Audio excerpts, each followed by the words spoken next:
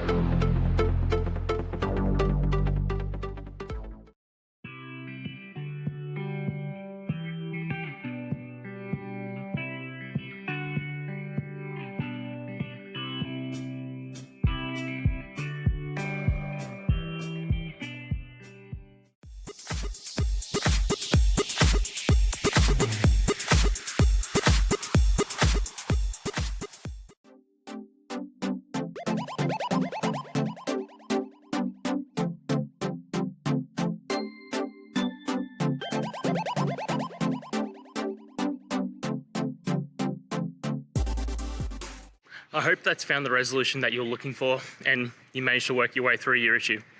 Please, if it did help, hit subscribe. I'd really appreciate it. And until the next technical time you need help, have a good one.